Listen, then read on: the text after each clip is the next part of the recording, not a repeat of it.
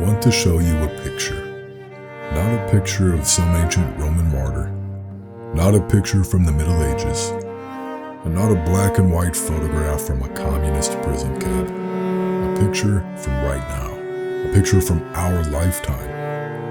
In parts of Nigeria, Christians wake up every day not knowing if their church will still be standing next week. Some don't even know if they'll make it home from worship.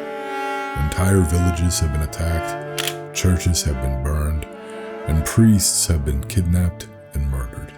And the strangest part of all of this is that most people don't even know that it's happening.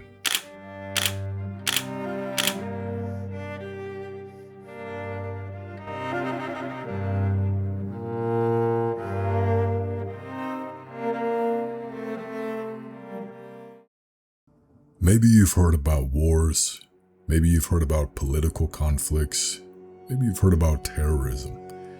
But how often do you hear about Christians in Nigeria? Probably not very often.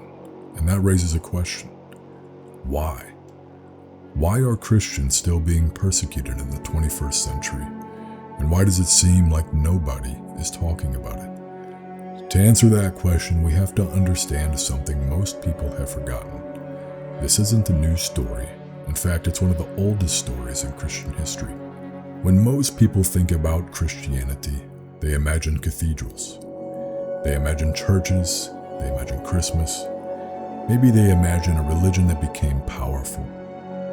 But Christianity didn't begin in power. It began as a tiny movement in the corner of the Roman Empire. Its founder was publicly executed. Its earliest leaders were imprisoned. Many of its first followers were killed. The first Christians didn't gather in magnificent churches. They gathered in homes, in secret, sometimes even underground. The Roman Empire didn't see Christianity as a harmless religion. It saw it as a threat.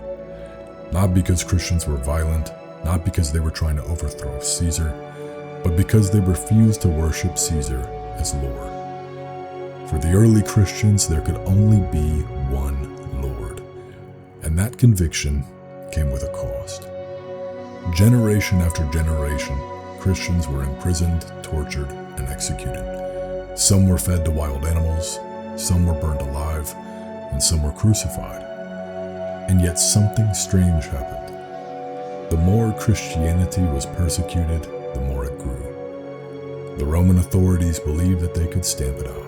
Instead, it spread across the empire, then across continents, then across the world. The persecution didn't end when Rome fell. It appeared again and again throughout history. Different governments, different ideologies, different centuries, and yet the same story. Under communist regimes, under totalitarian governments, under extremist movements, again and again, Christians found themselves facing a choice: compromise or suffer, renounce Christ or endure. And yet, despite 2,000 years of pressure, Christianity survived every empire that tried to destroy it. Rome is gone, many kingdoms are gone, countless rulers have been forgotten, but the church remains. Christianity remains. Which brings us back to Nigeria, because the story unfolding there isn't an exception to Christian history. It's part of it. Nigeria is one of the most populous countries in the world. More than 200 million people, a nation full of different cultures, languages, and religious communities. It's also home to millions upon millions of Christians, and for many of them, life has become increasingly dangerous. Nigeria's problems are complex. There are ethnic tensions, political conflicts, economic struggles, and regional disputes. But buried inside all of that complexity is something that many people refuse to acknowledge. There are Christians being targeted simply because they are Christians. Churches have been attacked, Christian villages have been raided, clergy have been kidnapped, believers have been murdered. And while the details vary from case to case, the result is always the same. More grieving families, more empty church pews, and more forgotten names. Think about that for a moment. Imagine attending church next Sunday, knowing that simply being identified as a Christian could place your life in danger. Imagine teaching your children the faith while wondering if your community will still exist 10 years from now. Imagine carrying a cross, knowing it could make you a target. Most of us don't have to imagine that, but they do. Here's what bothers me. Not just the violence, but the silence. Because when tragedy happens to groups we care about, we talk about it, we post about it, we debate it, we raise awareness. But many Christians in Nigeria seem to suffer in near invisibility. Their stories rarely trend on social media, and their names rarely become headlines. Their suffering rarely becomes a national conversation. And maybe that's because they're far away. Maybe it's because the conflict is complicated. Maybe it's because human attention is short. But whatever the reason, there are real people behind these statistics. Real fathers, real mothers, real children, real believers. People made in the image of God. And if we're being honest, most of us will forget about them the moment that this video ends. Which leads to an even deeper question. How are Christians supposed to understand suffering like this? How did the early Christians understand it? And what can we learn from them? One of the most surprising things about the early Christians is that they didn't view martyrdom the way the modern world does. The modern world sees suffering and asks, how do we avoid it? The early Christians often asked, how do we remain faithful through it? That doesn't mean that they wanted suffering. It doesn't mean that they glorified violence, and it doesn't mean that they were looking for death. Far from it. Life was considered sacred.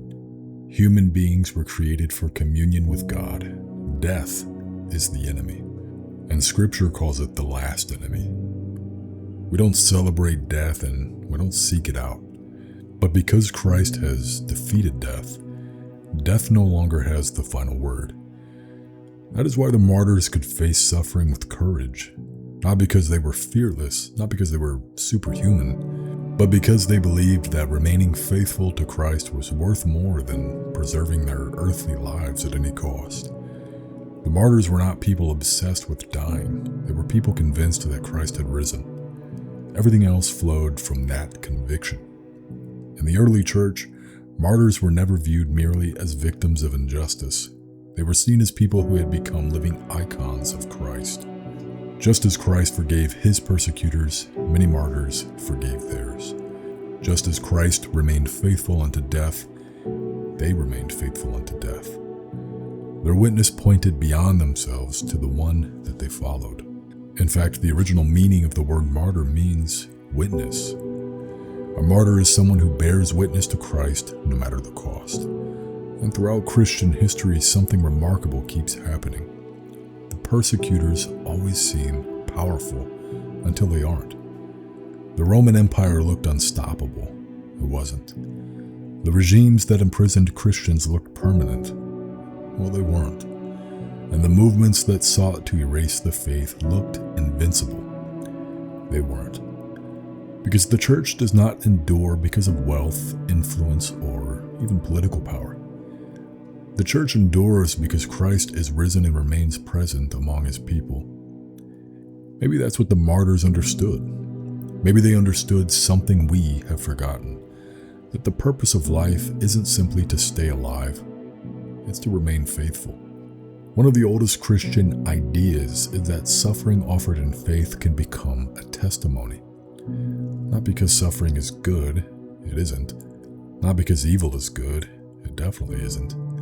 But because God can bring life even out of tragedy, light even out of darkness, and hope out of suffering. The saints often spoke of suffering as sharing in the life of Christ, not because suffering in itself has value, but because Christ himself entered into suffering, transformed it, and filled even the darkest places with his presence.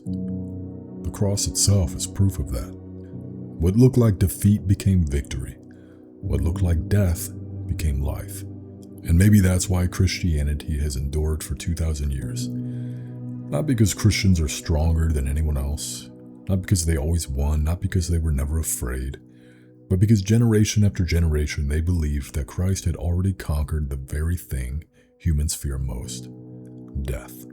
So when we look at Christian suffering in Nigeria today, we shouldn't just see it as some news story. We should see fellow human beings, fellow believers, people carrying a burden most of us will never have to carry, people whose names may never appear in history books, but whose faith is no less real than that of the martyrs remembered in the ancient world.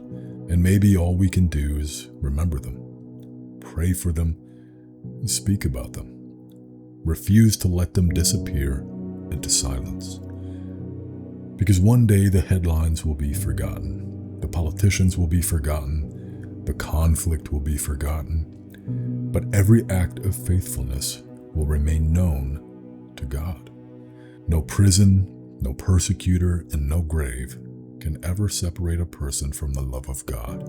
And that is something that no earthly power or no amount of suffering can ever take away.